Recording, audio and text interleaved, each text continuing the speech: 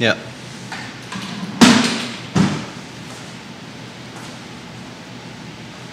Huh? Not yet.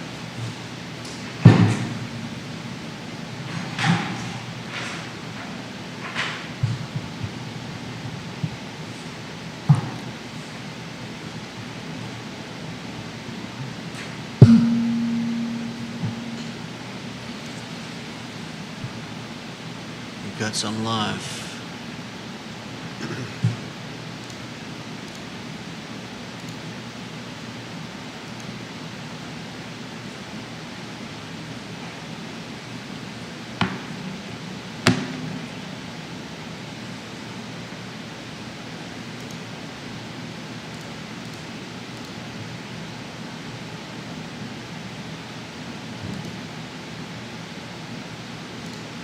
All right, guys, we're going to start the program here shortly. Take a look at the screen for today's headlines.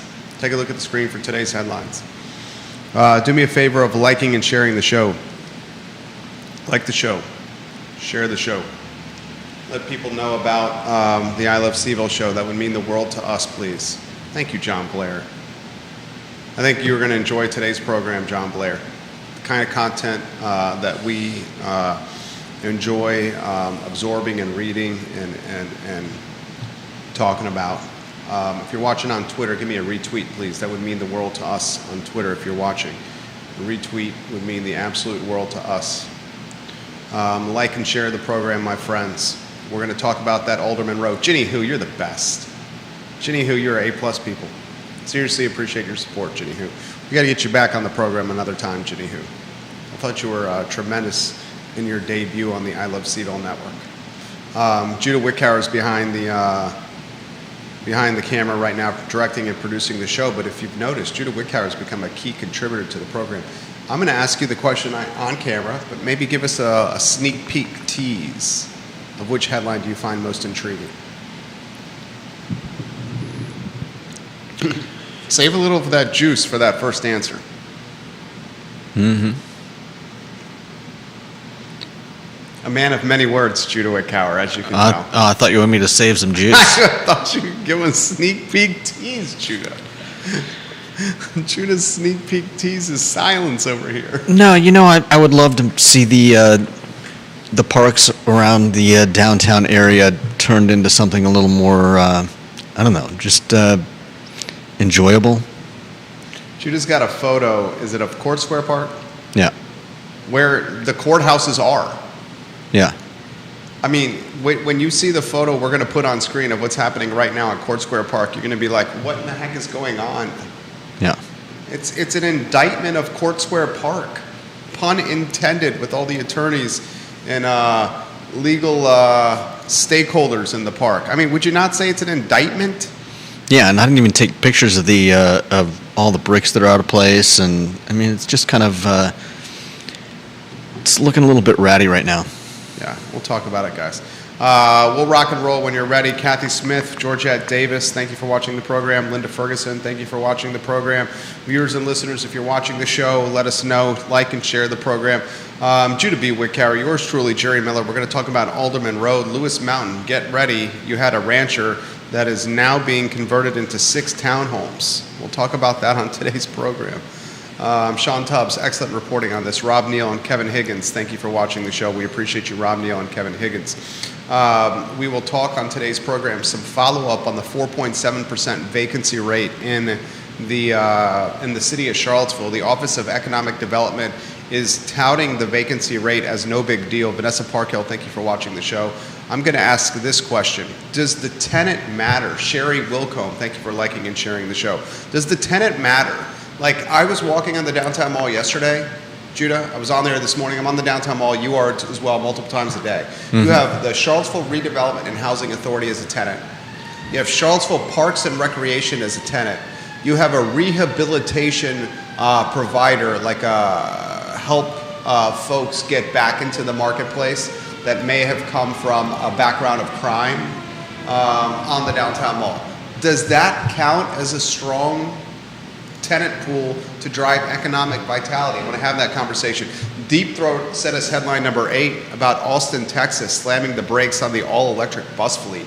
A lot to cover on the show, and then we'll talk Market Street Park versus Court Square Park. Which park is the worst? Judah Wickower, yours truly. Bill McChesney, welcome to the program. Let's rock and roll, J-Dubs. Let's rock and roll, J-Dubs. Quiet on the set. Is excited over there. Look at the zest for life and the level of excitement from Judah over there. I've had some iced coffee, Judah. I can tell. I drink a boatload of iced coffee every day. You know that, right? Mm-hmm.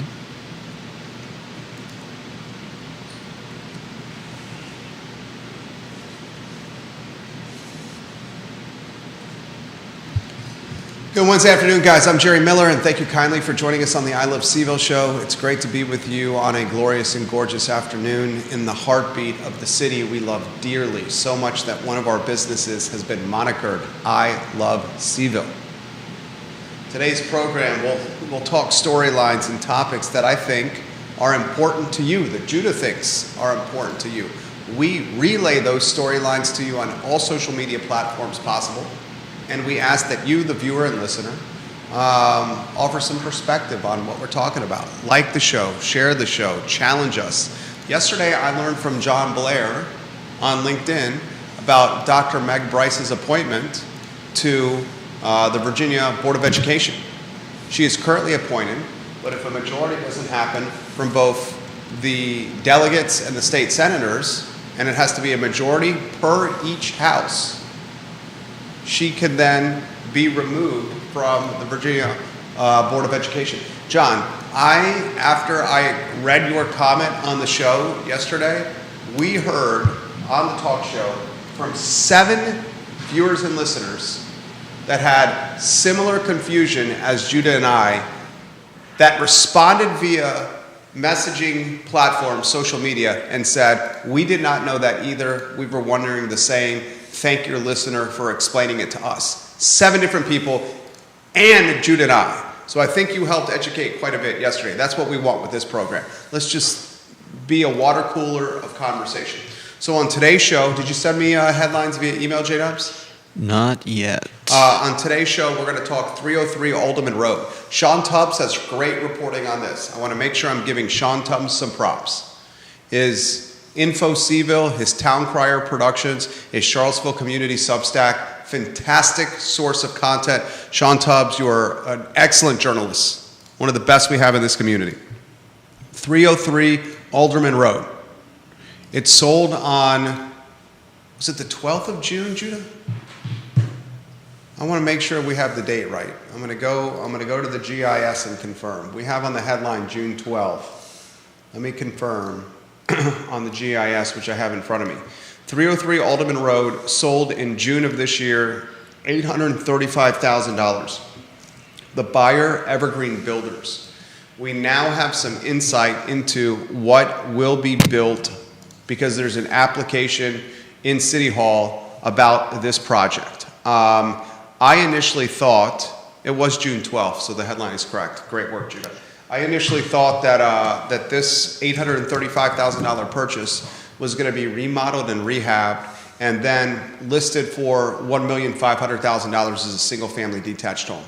I saw that as the easiest path to profitability, the path with the least resistance, the least friction, and the quickest bag of money, the quickest bag of profit.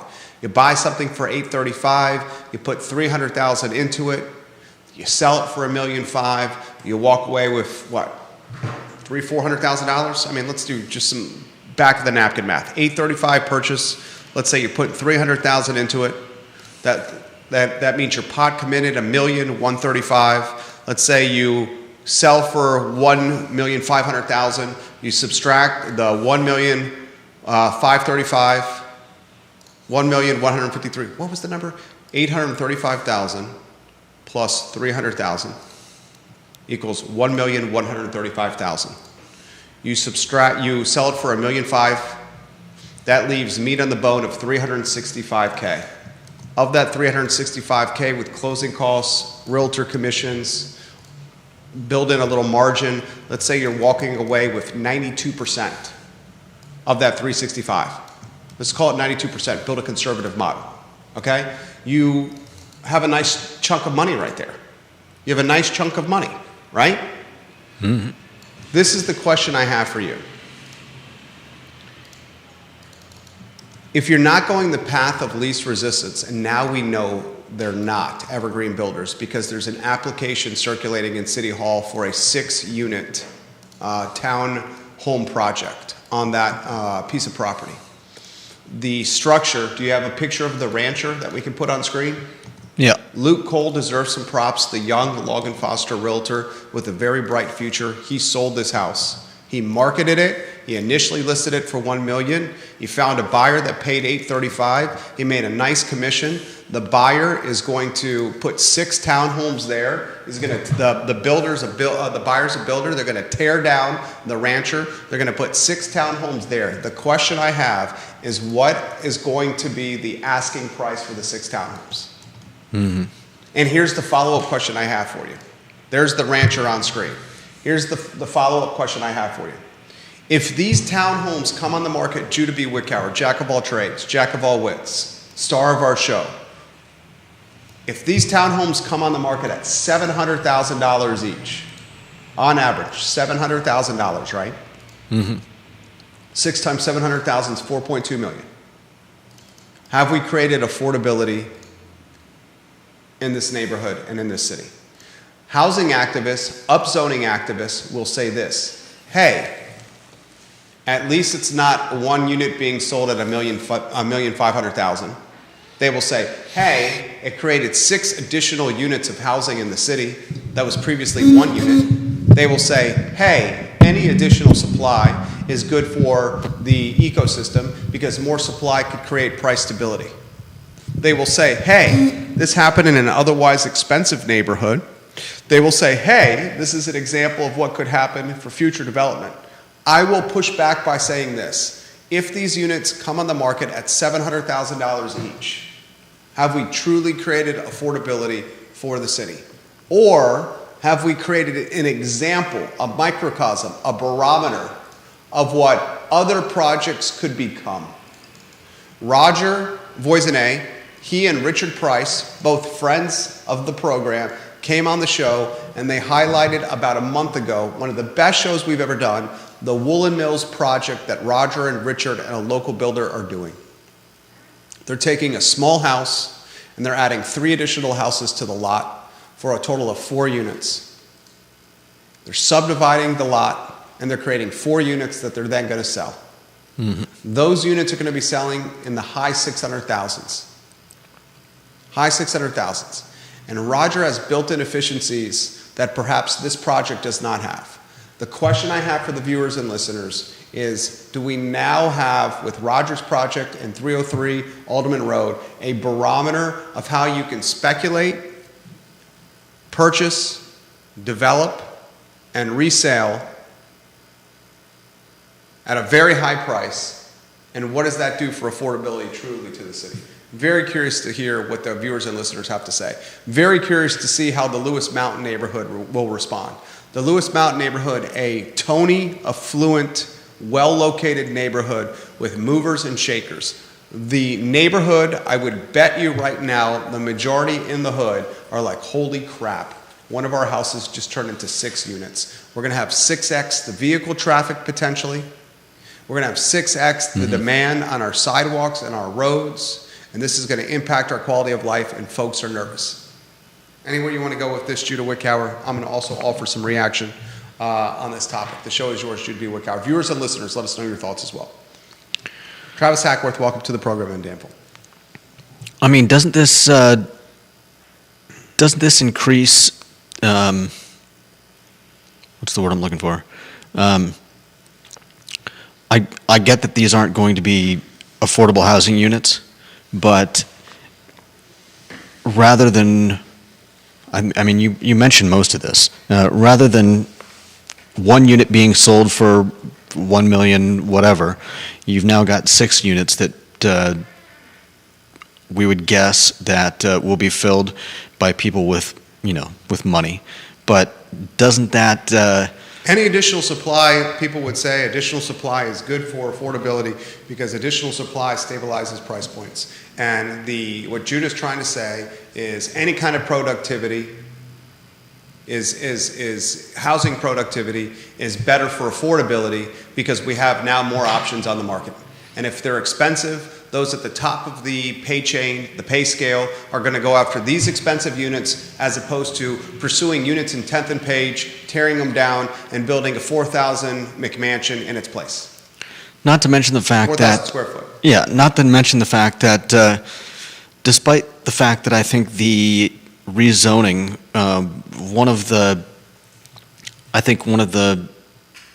eventual effects people would like to see it is definitely affordability, but I don't think that's the main goal of the rezoning. It was. Oh, that is the main goal of the new zoning ordinance. The primary mission of housing activists for pushing the new zoning ordinance through from draft to official ordinance is more supply for affordability. That is the primary goal. That is 100% the primary goal. I don't mean to cut you off here, but I need to push back on what you said. That was 100% the primary goal. What do you think the primary goal was? And let's rotate those early lower thirds on screen. Ray Cadell, welcome to the program. The lower thirds tied to the Lewis Mountain neighborhood and 303 Alderman Road. What do you think the primary goal of the new zoning ordinance was? I mean, wasn't it to create more? What's the word I'm looking for? Supply? No. I'm drawing a blank on the word. No. What are you saying here? I'm willing to listen here.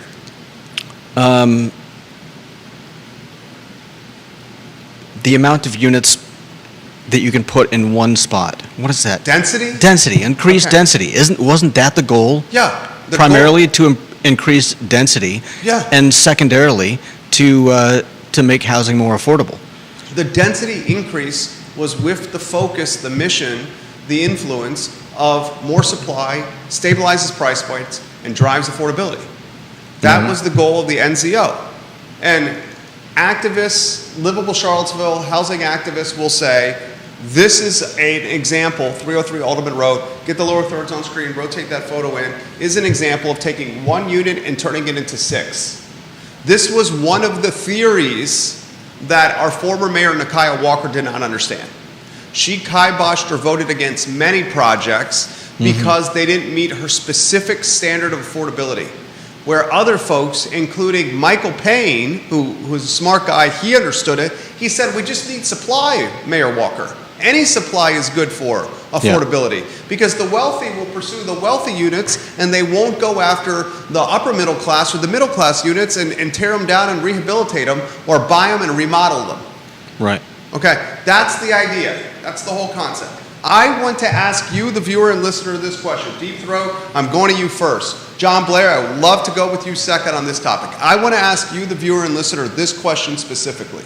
Evergreen is a fantastic builder. I hope Evergreen hears that I'm giving them props. Evergreen, you're top notch. That Spanish hacienda that you built in Ivy, next to that lot in Ivy where you're going to develop a beautiful single-family detached home, that Spanish rancher that you did with the stucco white outside, you did that beautifully. You know exactly what I'm talking about, Evergreen. You beautifully did that. You exit a beautiful playbook out there in Ivy by buying that land and remodeling that Spanish rancher and selling it for a nice chunk of change. Okay? This is the question I have for you, the viewer and listener. If these 6 townhomes come on the market for $700,000 each, has it backfired? I put on Twitter here in a chain with Todd Rath. Todd Rath's the owner of Blue Toad Hard Cider, and Matthew Gillikin, that those units are going to come on the market at $700,000 each. Todd Rath just responded to my tweet. He said this. This is great from Todd Rath, who understands real estate. He said, I'm not going to argue with the $700,000 per unit. And then he responds, going from $263,000 to $4.2 million via regulatory change is a serious unlock of economic value.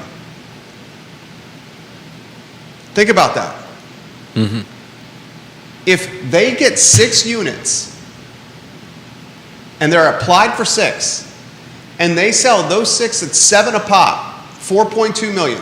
Yeah. The city wins big time with tax revenue. Hugely with tax revenue. Yeah. 6 additional houses to tax. Evergreen is making some bank on this deal.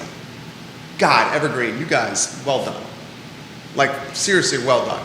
You buy something for $835. What's the cost for construction on that? What do we call it? $300, $350 a foot?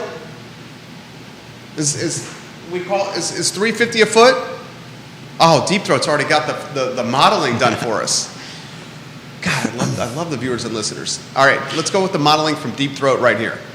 The application, it is a Shimp special. Justin Shimp watches and listens to the program, follows us on Twitter. He is a mover and shaker when it comes to these applications. This is what Deep Throat says. The application is a Shimp special. It requires a variance even under the new zoning. The total footprint, 6,000 square feet. So call it 2.5 stories, 14,000 square feet total, divided among the 6 townhomes. I'm guessing these will be close to 1 million and will be rich students buying them. Damn! Wow. Deep Throat continues. God, you guys make us better. This is all we want the show to be, is you guys offering content like this to the viewers and listeners, and we're just the vehicle for the content. Deep Throat continues. I'll start from the beginning, so this is such a damn good comment. The application is a Justin Shimp special. It requires a variance even under the new zoning. The total footprint is 6,000 square feet. So call it 2.5 stories, 14,000 square feet, divided among the 6 townhomes. Deep Throat guesses these will be close to $1 million each and will be rich students buying them. Each of these units will cost more than the house it replaced. Each unit, 2,200 square foot each, $300 per square foot to build, $650 to build, $140,000 in land cost. $140 in land cost means the rock bottom is $800,000 a unit. Personally, in their shoes, I would have just gone for subdividing it and selling it for 2 custom single-family houses. I would not even need to do it spec. You could find a family that would buy the land at markup and do the cost plus on the build. Much better business, Deep Throat says. He's pushing back on Evergreen's model right there. He's predicting it's 6 units coming on the market at $1 million each. He's predicting that the cost to build each one of these, and this guy knows this. This guy's not trying to dox the man. This guy knows this up. $800,000 a unit to build. So he's saying there goes Cliff Fox, the commercial broker I was on the phone with the other day. I love Cliff Fox. Actually this morning. So $200,000 per unit. 200,000 times 6 units, $1.2 million. Potentially right there of meat on the bone. Think about that. I said, put some lipstick on the pig, $835. Put the lipstick at $300. That lipstick on $300 takes you to $1,135,000. I said sell it for $1.5 million.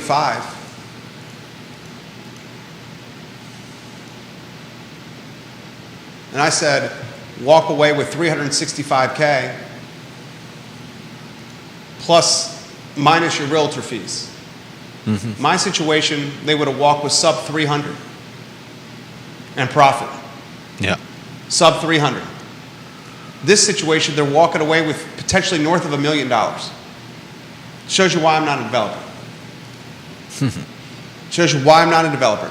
The risk they're taking is significant. The carrying cost they're taking is significant. Curious to see what kind of financing they have on there. Curious to see what kind of interest rate they have on there.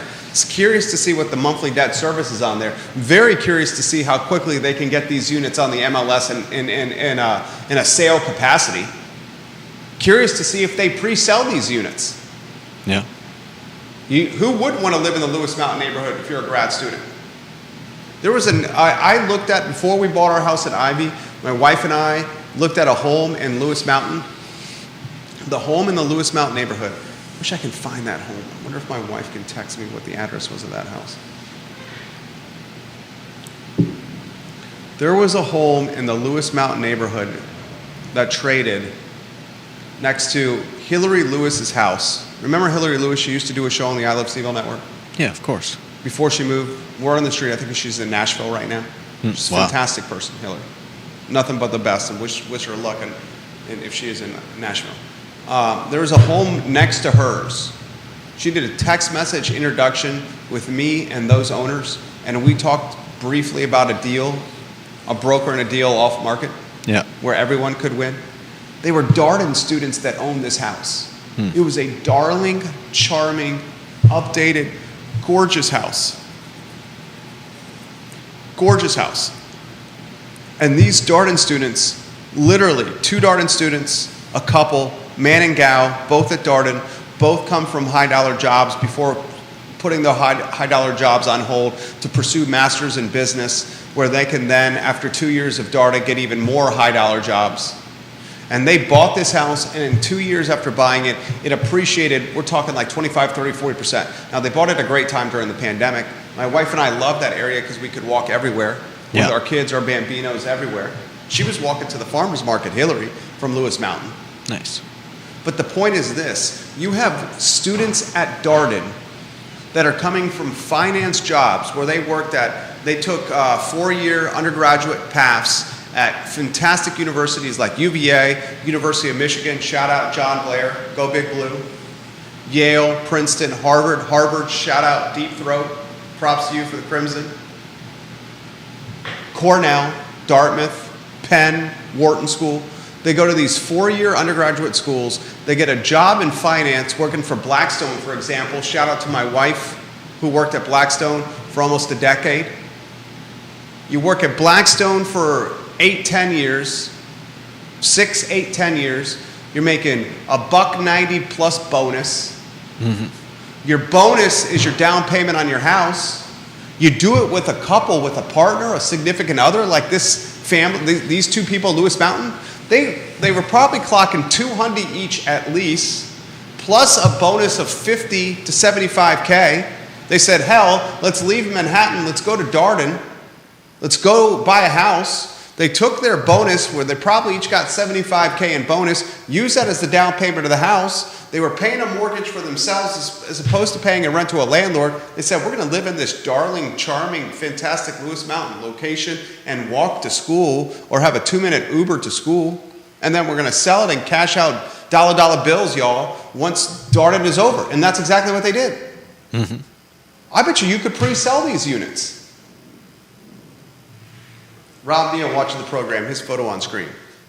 What a great location for a big VAF donor from out of town to buy a townhouse halfway between Scott Stadium, the John Paul Jones Arena, and the Dish. Then simply Airbnb it on days to use, on days you're not using it. Bingo. Bammo. If that's what happens here, has it really created affordability?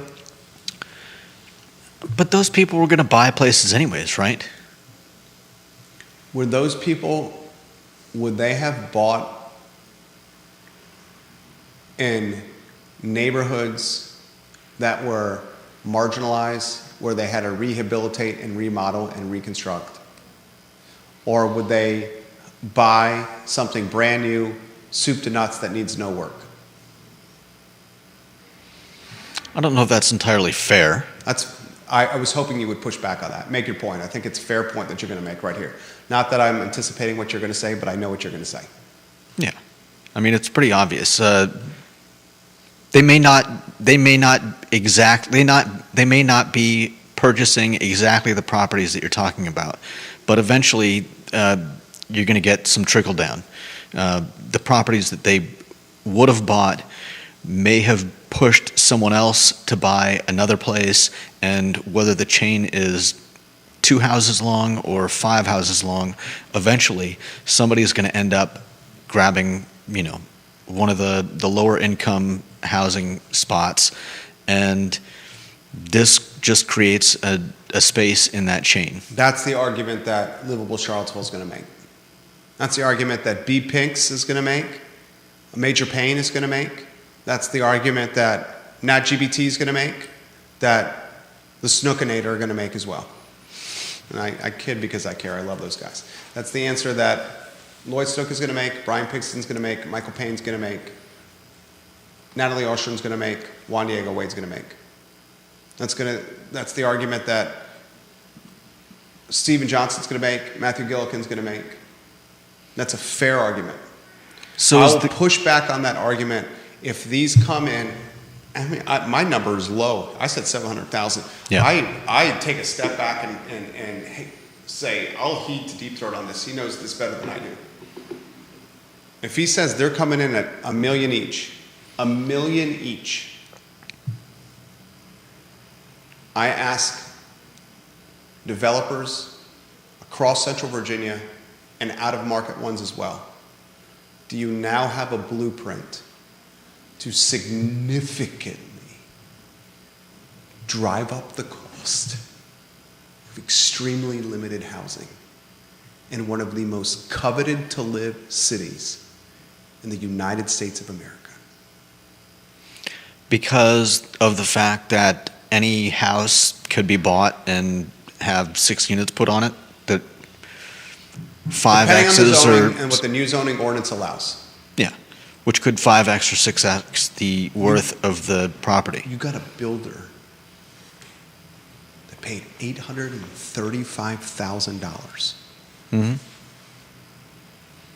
to tear a house down. You got an in-market, local Charlottesville builder that paid $835,000 for dirt because of its upside Yeah. and is going to carry debt for 12 to 24 months before any kind of revenue generates. This is risk. This is effing risk. Is it really though? Is paying $835,000 for dirt and then spending, what's the man saying? $800,000 times 6, 4.8 million? Judah, he's saying, and he knows this, 800,000 times 6, 4,800,000 to build, plus the 835 for the dirt, $5,635,000, plus the debt service. That's effing risk.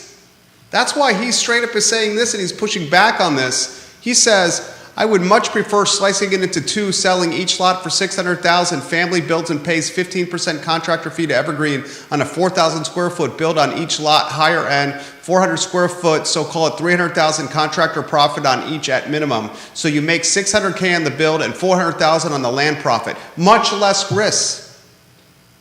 That's fair. Then he says, we'd be lucky if it's just Darden students. The real bad scenario is if someone who has discretion over where to live and they would have chosen elsewhere without this option. They will create more demand for housing with all the services they consume. I guess my point is there are already very few people here that can afford $1 million for a townhouse. So this is a draw for people from out of market. You will loosen the market in DC to Charlottesville. Rory Stolzenberg responding here. Planning Commissioner, he says this, that would be great value. The median house in Lewis Mountain is assessed at $940,650. I guess they'd be priced a bit higher. Great opportunity to soak up demand from tenured professor types in a wealthy neighborhood instead of the 10th and page flips. Point you're making. Yeah, and I understand the point that that Deep Throat is making, but saying that, is it really fair to say that projects like this popping up are going to draw outside buyers? Are outside buyers looking at Charlottesville waiting for something like this to happen? And is the response to just not build? John Blair, your comments on deck. How many people can afford $1 million townhome? Not me. And if you were local and you could buy something that was $1 million, $1 million plus, Would you buy a townhouse? would it be a townhome? That's a fair question. Or would you be pursuing an out-of-market buyer that doesn't want upkeep? That just wants to be able to come in for a long weekend, a football game, reunions, a basketball game, a baseball game. Why no upkeep? This is an effing townhome. Townhome's less upkeep than a single-family detached house, Okay. right? You with me? Not really. How so? Why is there less upkeep? Yard maintenance, You still have a yard. much smaller than a single-family detached house. That's true. I would imagine the townhome is going to have some kind of shared association of costs. Possibly. I wouldn't imagine one of the townhomes is just going to be able to just do, and maybe I'm wrong on this. If you have a townhome and you got a problem with the roof, are you just going to be able to put a copper roof on your portion of the townhome and the other 5 townhomes are going to have their own roofs? Wouldn't that look a little odd? I would imagine there's going to be some kind of association there. Okay. Shared cost structure. He's like, God, I love this show. Rob Neal, if I was that UVA fan from out of town, I don't consider a quarter-acre lot or a place downtown. Now that new product with no maintenance sits 200 yards from every athletic facility. That's it from Neal. Rob Neal, damn good. John Blair, I promised your comment. Thank you for the kind words earlier in the program. But as to the question about these townhomes, I think we need a concrete number. How many new housing units have been constructed in Charlottesville in the calendar year 2024? I would love to hear that number. You can't evaluate whether any of these townhomes will matter unless you know the actual number of units being constructed in the city. Fantastic point from John Blair. Fantastic point from John Blair. You get these fantastic individuals' photos on screen? Yeah. Ah, you're so good, Judah. Doing a damn good job today. This just gets me fired up. Douglas Smith, welcome to the program. Mark Stapleton, welcome to the program.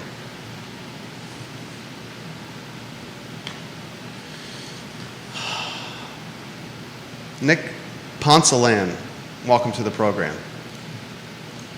I'm sorry if I'm butchering your name, Nick. Bill McChesney sent you an image. Mm-hmm. Do you want to Asked get that where up? they will park. He says this is permit parking. Mm-hmm. I sincerely ask this question. If you are local and you can afford $1 million plus, would you buy there? When you could buy $1 million plus in Ivy, on Rugby, North Downtown. Mm-hmm.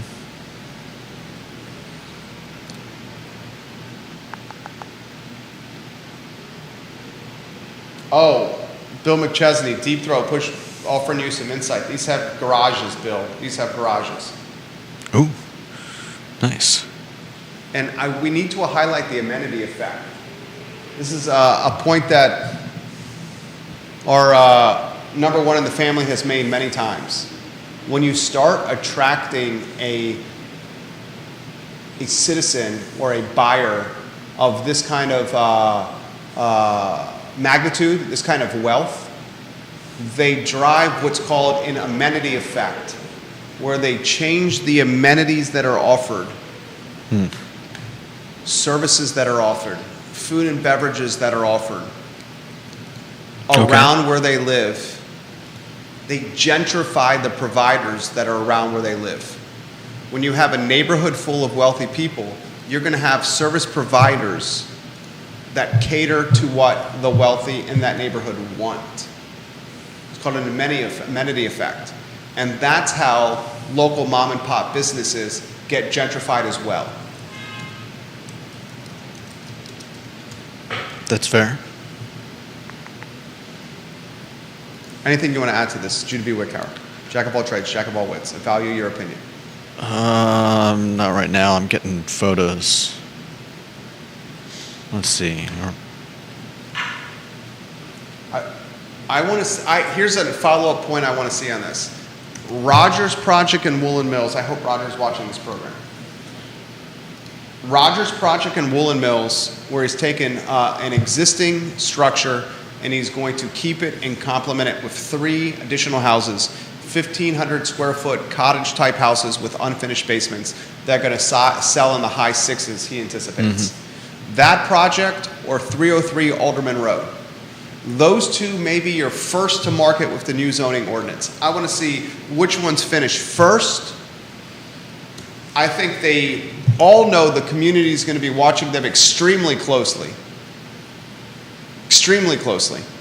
And I think we have now a blueprint or a barometer for any in-market or out-of-market developer to say, holy bejeebus, this is what we can do, and this is the money we can make, which could conceivably drive speculation to levels of expense that we have not seen.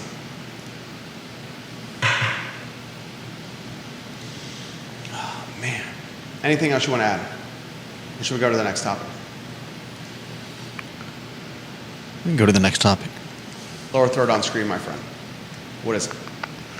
Let's Oh, see. and Ginny Who said, your contributions have been absolutely wonderful of late. Philip Dow, thank you for Thank you. retweeting on Twitter. We've got the reaction to the storefront vacancy. What is it? Oh, the storefront vacancy? Okay, Yeah. this is a respond and react from yesterday's show. Do you have that article up? I know it was from yesterday. I think it was from NBC 29. Oh, let's see. If not, I can paraphrase. Yesterday, 29 News ran with a story quoting the Assistant Director of Economic Development at City Hall, saying that the vacancy rate in the city of 4.7% is nothing to be worried about. I pushed back on that, saying in a strong economy, the vacancy rate is less than 1%. And I said that's 4x what the vacancy rate was prior to COVID during a strong economy. We're 4x greater our vacancy rate now than we were in 2019 when the economy was crushing. I gave it some thought today on the think tank, and this is what I was thinking about on the tank, okay? Does the tenant matter? We can go on the downtown mall and say, oh, some of the storefronts have been filled. But if some of those storefronts have been filled by the Parks and Rec department Right. that was moonlighting at City Hall when a flood hit City Hall, when some of those tenants have been filled by CRHA, when some of those tenants would have been filled by, what's the Hope operation that's run by the city?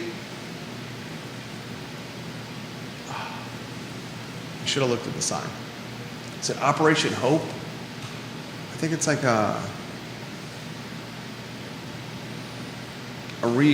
rehabilitate, not rehabilitate. What's it called when you take someone that's faced time in the slammer and you help them reassimilate into the community? There's a phrasing for that. I'm drawing a blank on it. Anyway. Anti-recidivism? What is it? Come again? Recidivism is like the rate with which people go back to committing crimes, but I don't know No. if that's I'm talking about there's a storefront under the Market Street parking garage. The storefronts in the Market Street parking garage are owned by the city. And where Bashir's Taverna used to be, next to the wedding dress store, there is now a storefront that's managed by the city that helps people reassimilate, rehabilitate, re-enter society. Job placement, consultation, etc. So this is what I was thinking about. You tout a 4.7% vacancy rate not being a big deal. It's 4x higher. What are you doing over there, by the way? I was looking for the article. Okay. And okay. and the storefront that you're talking about. 4.7, yeah, right next to the wedding spot. A 4.7% vacancy rate. Yeah. And a tenant roster that now on the downtown mall has Parks and Rec, Charlottesville Redevelopment and Housing Authority, and this operation, I forget what the operation is called. My point is this, does it matter? I think the type of tenant matters, Yeah. is my point. One kind of tenant will drive economic vitality. Other tenants close at 5 o'clock and aren't open on the weekends. If we start filling empty or vacant storefronts with city-run divisions Yeah. that close at 5 p.m. and Right. aren't open on the weekends, is it a net positive? Right. You can make an argument that the opportunity cost of CRHA taking a center building on the downtown mall and the city filling Bashir's Taverna with a rehabilitation, re-enter society storefront Right. and the Parks and Rec department that this is not a net positive. Right. Yes, it impacts vacancy rate. But it doesn't help in any way the downtown mall. There. So we should push back on all statistics. Yeah, I agree with that. I think that's all fair. And yeah, I agree that that having places that are only open during the day, having restaurants that that can't survive opening longer hours. I know it was disappointing to me to see some of the places that were no longer open throughout the day, walking around the mall, for the same reason you're talking about. You're walking by a bunch of places that are closed. What's the appeal? Home to Hope. Home to Hope is what it's called. The city's Home to Hope program is located at 105th Street Northeast inside the Job Center. Home to Hope serves clients using authentic lived experiences to impact and inspire time-served individuals by introducing resources, providing peer support, and advocating for fairness, thereby advancing our community. I love this organization. I got no beef with the organization. What I'm saying now is going to be manipulated by somebody saying Jerry's throwing shade on Home to Hope. I'm not throwing shade on Home to Hope. I love the concept of the city providing a, what is it called? Introducing resources to time-served individuals. That's wordsmithing right there. These are folks that did time in jail. Yeah. My point is this. You have a storefront next to the Ting Pavilion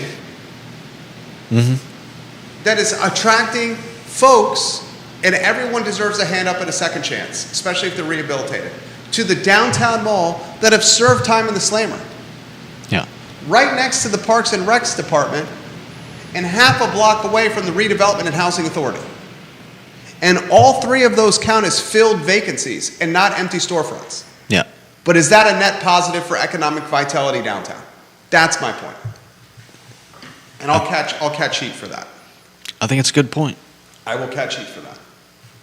But it's a point that must be made. Yeah. John Blair on LinkedIn. Notice that both of the projects you're mentioning, Rogers Project and 303 Alderman Road, are 4-unit and 6-unit projects. Notice they are not 10-plus unit projects. As you and Judah know, that keeps them from the inclusionary zoning provisions. Yeah. If you truly want the nightmare for the housing advocates, it is the following. 3 or 4 small projects like this per year with 750,000 price tags are built, but literally no projects of 10 or more units are built. You're not adding enough units to affect demand at all, but you've destroyed the ability for projects that would have a demand side effect to be built. God, that's better than I could say. Yeah. That's better than I can say. And now I go to my Gmail, I search inbox, affordable housing. I use it as a search function. I scroll down to the email that I sent to myself. There's got to be a better way of doing this. I need a notepad. You emailed yourself a note? Yeah. Could be a better way of doing this, right? That way I can have it at my disposal. I need to put it on my Mac, on my, I can't even find it now. Stuff you do on the fly during a talk show. Oh, I found it. Affordable housing requirements of the city of Charlottesville. 10% of units on developments that are greater than 9, so 10 plus. Yep. 10% of the units have to be affordable for 99 years at a 60% AMI. That doesn't pencil out. You do a project that's 10 units or more, 10% of that project has to have a 60% AMI tenant for 99 years. How do you even do that? I'm curious. You can't do it. Go to this, what the hell is that right there? I wish we could have put that in the Market Street cam. That was a hell of a tank. It was a tank going down Market Street. No doubt. You can't do it. It doesn't pencil out. That's Mr. John Blair's point. Would you have to retain control of it yourself in order to... It's a nightmare. No one would do it.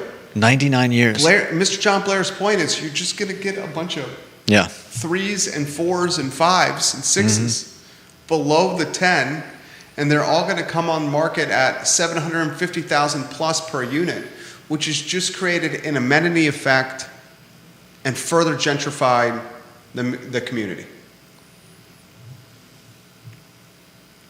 Next headline, if you could read it on screen, read it on air, my friend. Kevin Higgins has got a comment. I think the question is how AI will eliminate jobs and how that will impact the ability to continue to buy $1 million townhomes.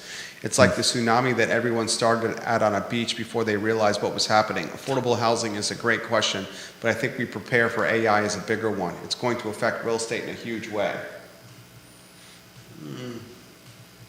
I'll push back on that. I think AI is uncharted territory. We don't know where it's going to go. I think the impact of artificial AI is a little further than we anticipate. And I think AI is still going to create wealthy individuals that are going to want to live in awesome areas like Charlottesville. Folks that understand opportunity in business and see opportunity out everywhere are just going to be malleable and pivot into the opportunities that present themselves. You're doing the eyebrow raise here. Who does the eyebrow raise like that? You're doing the Dwayne "The Rock" Johnson right there. Look at Judah doing the Dwayne "The Rock" Johnson. Why the eyebrow raise, Judah? Push back. I want you to push back. I crave pushback. I feel like we're in the nascent age of AI, where we were one time with a lot of the factory innovation. People thought, oh, we're gonna make factories run more efficiently. That means that the people working at the factories will be able to make more money. And what ended up happening is a lot of those people ended up getting fired because now you can run the factory with a tenth of the number of people. And I feel like AI may seem like a godsend for certain things, but I think eventually we're going to start seeing jobs. People are going to hire one person to punch some stuff into an AI generator and do what they had 10 people doing before. Yeah, it's called a bank ATM. It's called the ordering kiosk at McDonald's. It's called Grubhub. It's called Uber Eats. What's the point you're trying to make? Technology is always advancing, and technology is always going to chew up, spit out, destroy, murder, and kill human capital because it's more efficient and it's cheaper. But when we got bank ATMs, people pivoted into other stuff. Did it screw the window teller that was aging that said, do you want them in large bills or small bills? Yes, it did. But did that next generation that was going to fill a bank still figure out a way to work in finance? Of course they did. Fair enough. Did it screw the person at the register that said, can I take your order, please? Or do you want to supersize that Coke? Yes, it did. But did it create a new generation of workers that were able to design and develop and build and install kiosks and storefronts all over? Of course it did. We just pivot. I'm less worried about it. But I understand why people are worried about it. Yeah. What other headline are we missing? Let's see. Market Street versus Court Square Parks. You got the photo? Look at this photo that Judah took from Court Square Park. Look at this. Hold on. This is the park with the courthouses. You got the lower third on screen? Doing an amazing job today. I think I need to get the, just a second. Court Square Park, it's got a bench that's been picked up. How strong do you have to be to pick up this bench? Hold on, I'll have it screen in a second. It's got to be multiple people that picked up this There it bench, is. that did this to the bench. Could one person do this? Maybe it would. Would it have to be the Incredible Hulk? The Undertaker? Would it have to be Dwayne "The Rock" Johnson? I think with a little elbow grease, you could manage that one person, but Taking a steel bench, picking up, moving it, and lifting it? Is it on screen? yeah. Look at the screen, viewers and listeners. Make sure we have that right lower third on screen too. I'm sure you do. How long has this been there? I'd say it's been there for at least 2 weeks. This is right in front of the courthouses. It's just to the side, yeah. Of the courthouses. Yeah. Someone picked up a steel bench and put it where? Where's this over? It's like This is along the parking on. what's this resting on? They're like stone benches, concrete benches. How has this not been repositioned to where it should be? I mean, you can see the other one is on the far side. Wouldn't the lawyers- This was on the near side. The attorneys, the Commonwealth attorneys, Somebody. the judges, I the saw somebody Redlands Club? yesterday sitting on the stone bench with the metal bench behind them. Did you take a photo of that? No, I didn't take a photo. But I mean, I've thought about trying to move it myself, but I mean, I'm guessing that the reason it hasn't been moved is because everybody has come along, seen it, and thought, that's not my job. The reason it hasn't been moved is because it's heavy as duck. Quack, quack, quack. One would imagine it is. Okay, that's the reason it's not been moved. I mean, I'm pretty Throw it on sure. your back, putting a bench back where it goes by yourself? I'm pretty sure I could manage it. It wouldn't be easy. Just take some, you have to wiggle one side out, wiggle the other side off. That leads us to It's believe. doable, but Ask this question. Court Square Park versus Market Street Park. Which is the worst park? You want to answer that one? Which is the worst park? that's a tough one. I mean, In one park, you got benches that have been picking up by Hulk Hogan, Sergeant Slaughter, The Undertaker, the Rey Mysterio and the Luchadores, Dwayne "The Rock" Johnson. along with brick walkways that are crumbling, and areas that should be grass that are just The other park dirt and leaves. used to be Sandersville. And now still usually contains some number of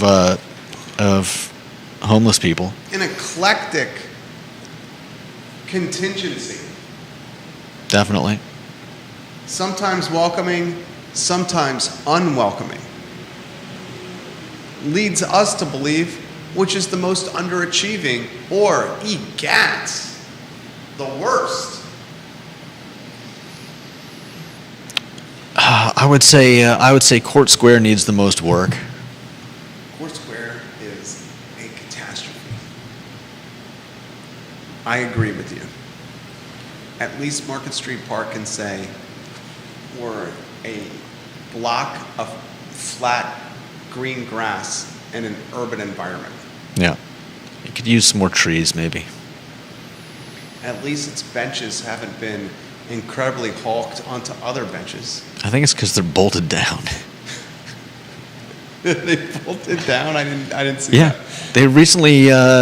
They recently pulled up some of the benches that they had in Market Street Park, and they re-sodded one area with grass and set up some concrete that they could bolt the benches into. Well, it looks like they need to bolt the benches in Court Square Park. Yeah. The cobblestone is But you can't. cumbersome at best. I mean, yeah, you can't bolt it into a brick that's. McChesney, mayor of McIntyre, neither of those parks are tourist attractions anymore. I would say that's correct. Now they're asking the city residents and taxpayers, give us your feedback of how to improve the parks. Start taking care of them. That's my feedback. I mean, Don't let people sleep in them. keep people from boozing and, I mean, can you really prevent somebody from smoking weed in the park anymore? Not really. Not really, right? But is it fair to say you could prevent them from drinking in the park? Open canister? Yeah, I container? mean, if you catch people, but that means you've got to have somebody, patrolling All right, the so park? basically you're saying both parks, including the parks where people go in front of the judges and the lawyers about breaking crimes, go ahead and smoke the weed and drink in them. Yeah. And you want to hire a cop to sit at the park? Policemen. Okay, policeman. Do you want to hire a policeman to patrol the park? I mean, we all know the issue with Market Street Park is not going to go away. What's the issue with Market Street Park? People come from Haven and hang out at the park. You're saying the park is a hangout. It's right across the street from the Haven. It's never going Imagine to. the park is a hangout? It's never going to change. Yeah, it's a hangout. I mean, I know when I used to walk Liza that way, I knew exactly where I would Austin find Tower, the Liza. people. Think about you every day.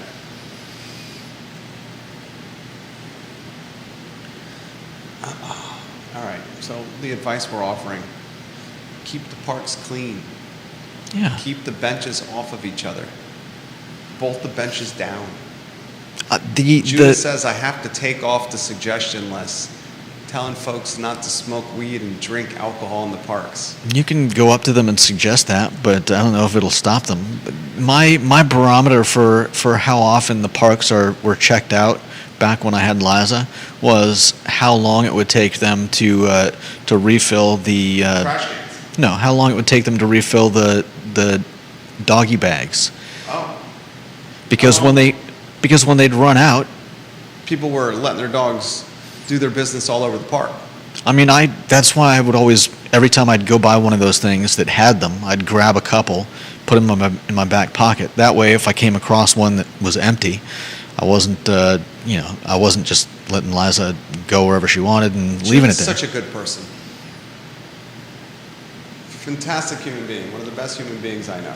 But as I was saying, my barometer for how often those parks are checked out and cleaned up was how long it would take them to, put in a new roll of dog bags once they ran out, and sometimes it'd be a week or two, which tells me that they're not regularly coming to the park, picking up trash, doing whatever,